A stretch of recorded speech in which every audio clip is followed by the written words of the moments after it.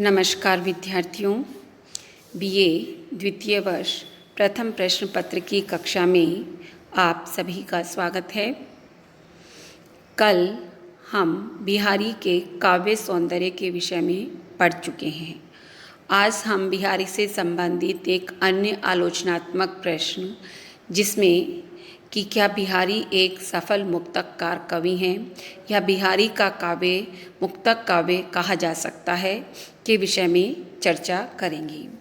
तो आइए देखते हैं। काव्य के आचार्यों ने काव्य के दो भेद किए हैं, दृश्य काव्य और श्रव्य काव्य। श्रव्य काव्य के पुनः दो भेद किए गए हैं, प्रबंध काव्य और मुक्तक काव्य। अब हम देखते हैं कि प्रबंध और मुक्तक काव्य में क्या अंतर है। प्रबंध काव्य किसे कहते हैं और मुक्तक काव्य किसे कहते हैं। प्रबंध काव्य और मुक्तक काव्य के इस अंतर को शुक्ल जी की इस परिभाषा से हम स्पष्ट रूप से समझ सकते हैं। मुक्तक में प्रबंध के समान रस की धारा नहीं बहती, जिसमें कथा प्रसंग में अपने को भूला हुआ पाठक मग्न हो जाता है। इसमें तो रस के जैसे छींटे पड़ते हैं, जिनसे हृदय की कलिका थोड़ी देर के लिए जैसे खिल उठती है। यदि प्रबंध काव्य एक विस्तृत वनस्थली है, तो मुक्तक एक चुना हुआ गुलदस्ता है।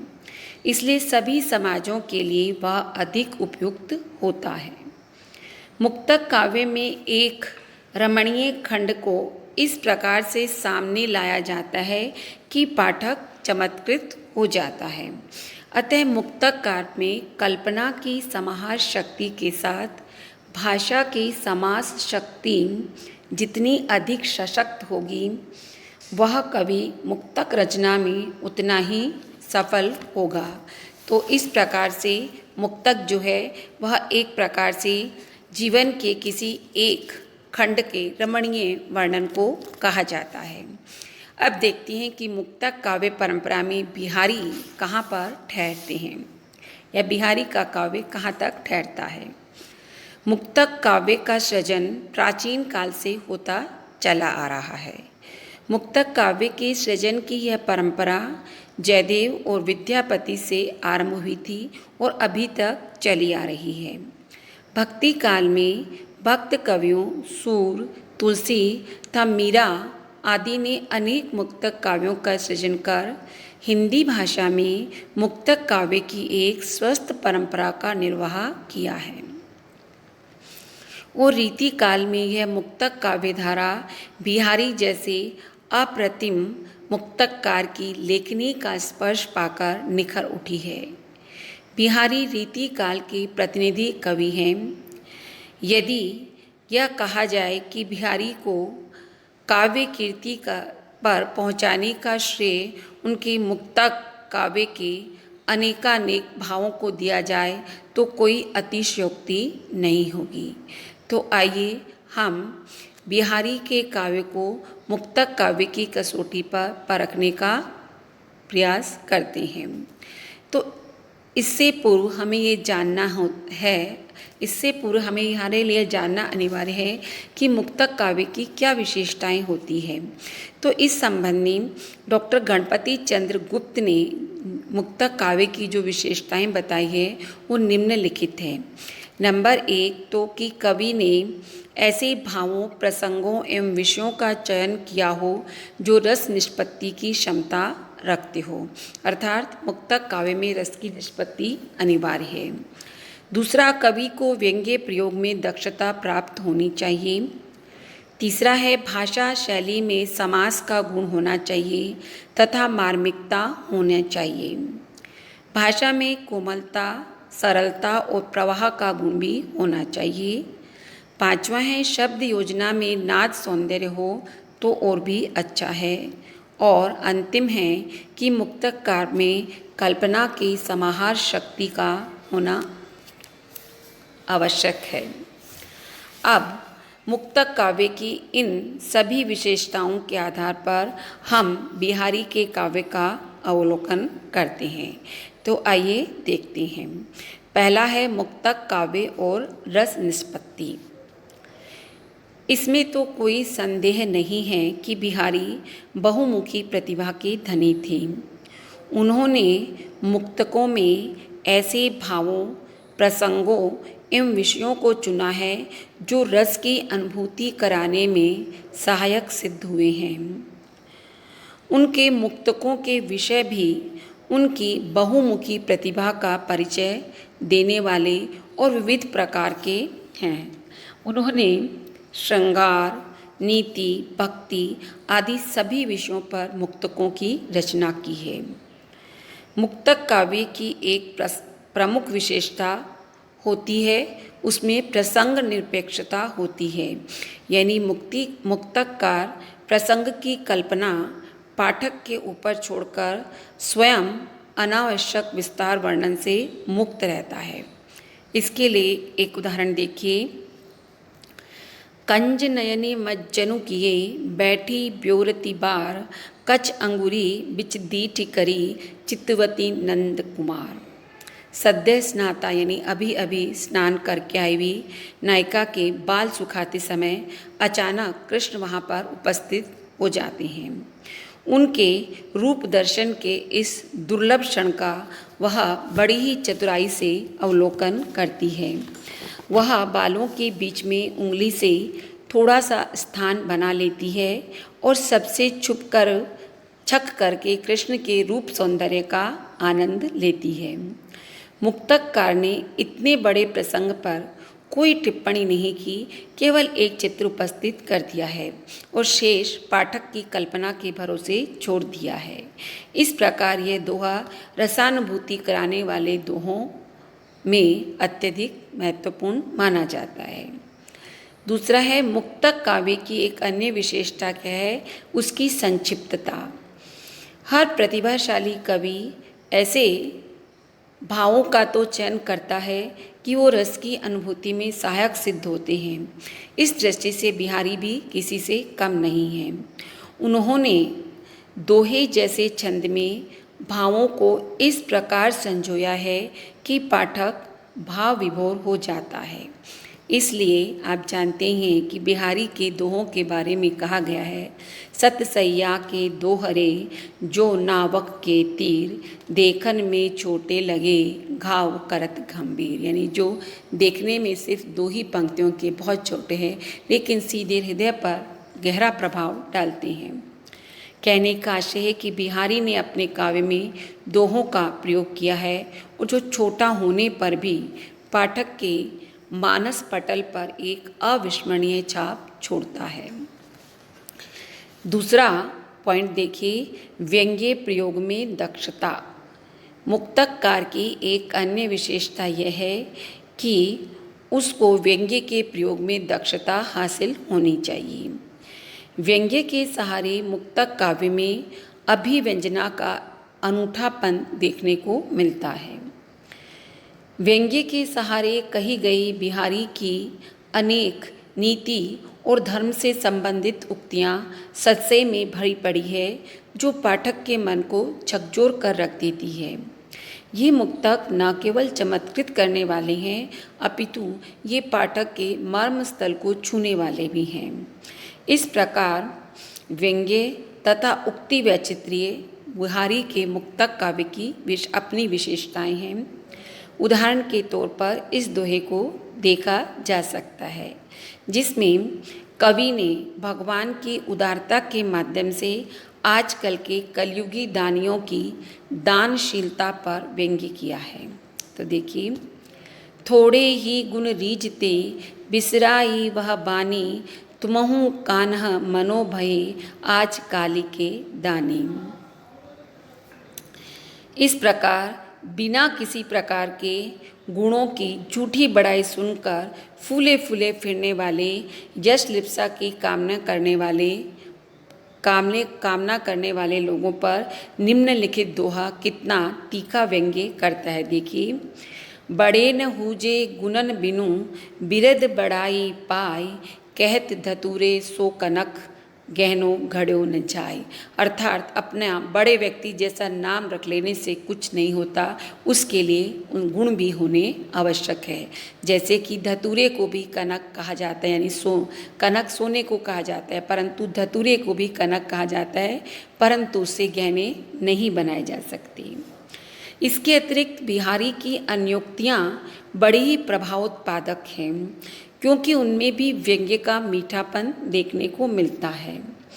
मिर्जा राजा जयसिंह के अपनी नई नवेली रानी के प्रेम पाश में आबद्ध होने पर अकर्मण्यता को कवि ने किस प्रकार से एक अन्योक्ति के माध्यम से मीठी चुटकी लेकर दूर किया है। देखिए, नहीं पराग नहीं मधुर मधु, नहीं विकास इहि काल, अली कली ही सो बंध्यो, आगे कौन हवाल।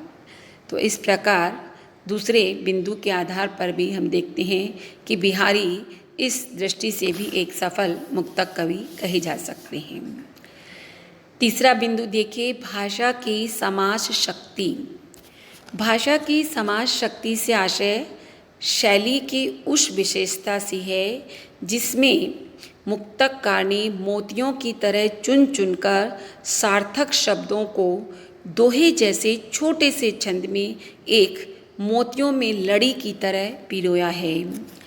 जिस प्रकार से एक भी मोती के टूट जाने से लड़ी टूट जाती है और उसका सौंदर्य बिखर जाता है, उसी प्रकार से बिहारी के दोहों में भी एक एक शब्द मोतियों में माला की तरह चुन चुनकर रखा गया है, और एक भी शब्द के इधर उधर कर देने पर न केवल अर्थ का अनर्थ हो जाता है, अपितु उस दोहे में निहित सौंदर्य भी फीका पड़ जाता है। निम्नलिखित दोहे में कवि ने प्रेमी प्रेमिका या नायक नायिका के मध्य चल रहे प्रेम व्यापारों को सीमित शब्दों में वर्णन करके गागर में सागर भरने वाली उक्ति को चरितार्थ किया है। तो देखिए, कहत नटत रीझत खिजत, मिलत खिलत लजियात, भरे भोन में करतु है, नैनन ही सो बात। इस दोहे में नायक नायिका सामाजिकों की भीड़ के बीच भी अपने हाव भावों और आँखों के संकेतों से जो है अपने प्रेम व्यापारों को संपन्न करते हैं। इसी प्रकार से कन्या दोहा देखिए, बतरस लालच लाल की, मुरली धरी लुकाई, सोह करे नैनन हंसे, देन कहे नटी जाए। अर्थात मुरली को लेकर नायक नायिका की परस्पर नोकझोंक, छीना झपटी आदि इस छोटे से दोहे में उनके परस्पर प्रेम व्यापार को भी स्पष्ट करती है। किसी भी कवि की भाषा की समास शक्ति को देखने के लिए यह देखना आवश्यक है कि उसने सांग रूपकों का निर्वाह, सांग रूपक मतलब रूपक के सभी अंग जिसमें हो, दोहे जैसे छोटे से सांचे में किस प्रकार से किया है। उसकी कल्पना की समाहार शक्ति उसमें भली प्रकार से व्यक्त होती है कि नहीं, उन्होंने अपने भावों और चेष्टाओं को किस प्रकार से रंग भर कर के विचित्रता प्रदान की है। बिहारी के दोहों का यदि निरीक्षण किया जाए तो उपर्युक्त सभी तत्व उनकी कविता में परिलक्षित होते हैं। वैषम्य मूलक अलंकार की चुस्ती का यह दोहा दृष्टव्य है। दृग उर्झत टूटत कुटुम, जुरत चतुर चित्तप्रीत, परति गांठ दुर्जन हिये, दई नई यह रीति। साधारणतया यदि सूत उलझ जाए तो वह टूटने पर ही सुलझता है, और यदि दोनों टुकड़ों को जोड़ा भी जाए तो उसमें गांठ पड़ जाती है। इसी को लेकर कवि ने असंगति अलंकार की रचना की है। जो सूत उलझता है वही टूटता है, उसको जोड़ने पर उसमें गांठ भी पड़ जाती है, किंतु प्रेम के क्षेत्र में इसका हाल बिल्कुल ही अजीब और विपरीत है। और कवि ने इतने सारे कार्य व्यापारों को इस छोटे से दोहे में भली प्रकार प्रयुक्त किया है। साथ ही अंतिम चरण में दई नई यह रीत कहकर आश्चर्य व्यक्त करने के लिए भी स्थान निकाल लिया है। बिहारी ने अपने दोहों की रचना में बड़ी सावधानी बरती है। बिहारी के दोहों की गति अत्यधिक मस्थानी और मंथर है। बिहारी समास पद्धति की सारी कलाएं जानते थे, इसीलिए वे अपने भावों को व्यक्त करने के लिए समुचित उपकरणों को जुटा सकने का सामर्थ्य भी रखते थे, जिससे कि ये दोहे के दायरे में भली भांति, दोहा केवल 2 पंक्तियों का होता है, तो 2 पंक्तियों के इस दायरे में भली भांति बिठा सकें। दोहे की सामासिकता को ही ध्यान में रख करके रहीम ने भी यह बात कही है, दीर्घ दोहा अर्थ के आखर थोरे आही, जो रहीम नट कुंडली सिमटी कूद चली जाही। अर्थात नट जब किसी गोल घेरे और विशेषतः जलते हुए घेरे के बीच में से निकलना चाहता है, तो वह अपने शरीर को भली भांति समेट कर, तोल कर, खूब संयत करके छलांग मारता है। ठीक उसी प्रकार से दोहों में भी शब्दों को समेटना पड़ता है, उन्हें सामासिक रूप में लाना पड़ता है, खूब तोल कर रखना पड़ता है। जिस प्रकार से जोहरी आभूषणों में रत्नों को की काट छांट कर उन्हें तराश कर जड़ता है, ठीक उसी प्रकार से दोहे में भी रचनाकार को शब्दों के प्रयोग में अत्यधिक काट छांट करके रखना पड़ता है और बहुत कठिनाई का सामना करना पड़ता है। इस दृष्टि से देखा जाए तो बिहारी निश्चित रूप से ही एक सफल मुक्तक कवि कहे जा सकते हैं। चौथी विशेषता है भाषा की कोमलता और सरलता। मुक्तक काव्य की एक अन्य विशेषता यह भी मानी गई है कि उसकी भाषा कोमल, सरल और प्रवाहमय होनी चाहिए। इस दृष्टि से भी सतसई के दोहे उच्च कोटि के हैं, क्योंकि यहाँ पर कवि का अभिप्रेत केवल प्रेम और श्रृंगार वर्णन ही रहा है। अतः प्रेम और श्रृंगारपूर्ण भावों की अभिव्यंजना के लिए भाषा का सरल, कोमल एवं प्रवाहपूर्ण रूप ही व्यक्त हुआ है। कोमल कांत पदावली में ही सुकुमार भावों की अभिव्यंजना को श्रेष्ठ रूप में अभिव्यक्त किया जा सकता है। बिहारी ने ब्रज भाषा के इसी कोमल रूप को अपने दोहों में अपनाया है। वह अपने अग्रज केशव दास जैसे कवियों की संस्कृत निष्ठ ब्रज भाषा के फेर में नहीं पड़े, बल्कि उनकी भाषा की प्रवाहमयता एवं कोमलता के कुछ उदाहरण यहाँ देखिए। चमचमात चंचल नयन बच बिच घूंघट पट छीन, मानहु सुर सरिता विमल जल उचरत जुगमीन। इसी प्रकार से एक अन्य दोहा देखिए। लाल तिहारे रूप की अहो रीति यह कौन, जासो लागत पलक उद्रग लागत पलक पलोन। इसी प्रकार से कन्या दोहा। सहज सेत पंचतारियाँ पहिरत अति छवि होती, जल चादर के दीप लो जगमगती तन ज्योति। तो इस प्रकार से ये दोहे आपने देखे। 5वां है शब्द योजना में नाद सौंदर्य। मुक्तक काव्य की एक अन्य विशेषता है कि उसमें ऐसे शब्दों का प्रयोग करना होता है जो नाद सौंदर्य की वृद्धि करने वाले हो।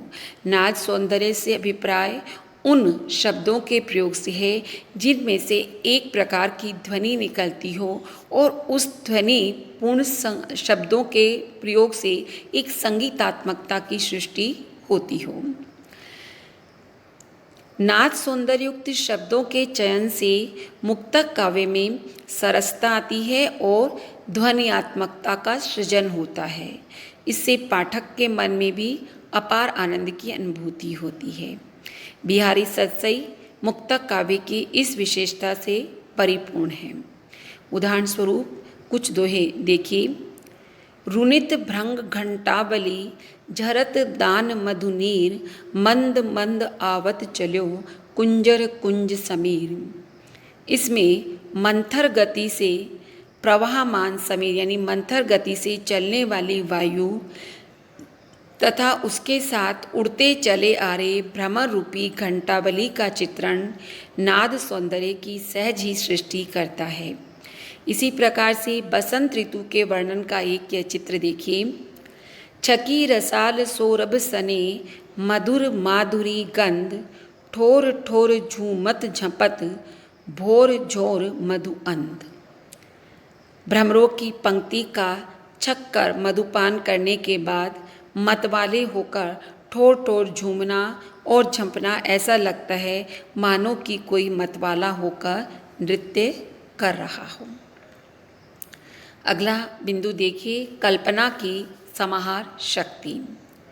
मुक्तक काव्य की अंतिम और प्रमुख विशेषता यह है कि कवि की कल्पना इतनी व्यापक हो कि उसमें समाहार शक्ति सहज रूप में आ गई हो। अपनी कल्पना की समाहार शक्ति के द्वारा कवि पाठक के मन पर सीधा प्रभाव छोड़ता है। इसके बिना कोई भी कवि एक सफल मुक्तकार होने का दावा नहीं कर सकता। इस संबंध में आचार्य रामचंद्र शुक्ल का यह कथन देखिए। जिस कवि में कल्पना की समाहार शक्ति के साथ साथ भाषा की समास शक्ति जितनी अधिक होगी उतना ही वह मुक्तक काव्य की रचना में सफल होगा। कहने की आवश्यकता नहीं है कि बिहारी की कल्पना की समाहार शक्ति अपने पूर्ण विकसित रूप में मिलती है। कवि ने अपनी कल्पना के आधार पर बड़े से बड़े प्रसंग को बहुत ही सीमित शब्दों में व्यक्त किया है। अमरूक शतक के एक श्लोक में वर्णित एक विशद प्रसंग को निम्न दोहों में इतने सीमित शब्दों में सफलतापूर्वक वर्णन किया गया। देखिए, मैं मिसहा सोयो समुझी, मुँह चूम्यो ढिंग जाए, हंस्यो खिसानी गल गयो, रही गले लिपटाए। यहाँ नायिका नायक के चुंबन लेने, उनके हंसने ता नायिका के खिसिया जाने ता नायक के गले लिपटने आदि व्यापारों का बड़ा ही हृदयस्पर्शी चित्रण किया गया है। कहीं कहीं मुक्तकार ने एक ही दोहे में अनेक अनुपम चित्रों की सृष्टि भी एक साथ कर डाली है। बतरस लालच लाल की यह आपको पहले भी उदाहरण में दिया गया है। इसी प्रकार निम्न दोहे में नायिका प्रिय की पाती पाकर कितनी भाव विभोर हो जाती है, उसकी इस विचित्र चेष्टाओं का कैसा सजीव चित्रण कवि ने कल्पना के सहारे प्रस्तुत किया है। करले चूम चढ़ाए सिर, उर लगाए बुझ भेंटी, लही पाती पिय की लकती, बांचती धरती समेटी। अर्थात प्रिय की पाती को लेकर वह कभी उसका चुंबन लेती है, कभी उसे सर से लगाती है, कभी हृदय से लगाती है और कभी अपनी भुजाओं में भर लेती है और कभी देखती है, कभी उसे पढ़ती है और कभी रख देती है समेट करके। तो इन सब का चित्रण एक छोटे से दोहे में कवि ने स्वाभाविक रूप से किया है। और निम्नांकित दोहे में तो नायिका की अनुपम छवि का चित्रण करने में बड़े बड़े चित्रकारों का गर्व भी छिन्न होता या बड़े बड़े चित्रकारों का गर्व भी दूर होता दिखाया गया है। लिखन बैठी जाकी छवहीं, गही गही गरब गरूर, बहे न केते जगत में चतुर चितेरे क्रूर। पूरी बिहारी सत्सई भावों या कल्पना की समाहार शक्ति से तथा भाषा की समास शक्ति से परिपूर्ण है। बिहारी की इस समास पद्धति की सारी शक्ति इनकी भाषा की चुस्ती, प्रयोग और सामर्थ्य में ही इनकी रचनाओं में कहीं न कहीं कमोवेश मात्रा में मिलती है और कहीं भी प्रवाह टूटता नहीं है। अब निष्कर्ष रूप में देखिए कि उपर्युक्त विवेचन के आधार पर हम कह सकते हैं कि मुक्तक काव्य की सभी विशेषताएं बिहारी सत्सई में पाई जाती है। बिहारी ने अपने दोहों में समास शैली, वक्रोक्ति अलंकार का भी सुंदर प्रयोग किया है। किसी बात को सीधे सीधे न कहकर घुमा फिरा कर कहने में भी वे सिद्धहस्त थे और उनकी इन्हीं अंत में एक छोटी सी परिभाषा से हम अपने प्रश्न के उत्तर का समापन कर सकते हैं कि उनकी इन्हीं विशेषताओं को ध्यान में रखते हुए आचार्य रामचंद्र शुक्ल ने बिहारी की मुक्तक काव्य सृजन की क्षमता की प्रशंसा करते हुए लिखा है कि मुक्तक रचना में जो गुण होना चाहिए वह बिहारी में चरम उत्कर्ष को पहुंचा हुआ है, इसमें कोई संदेह नहीं है। धन्यवाद।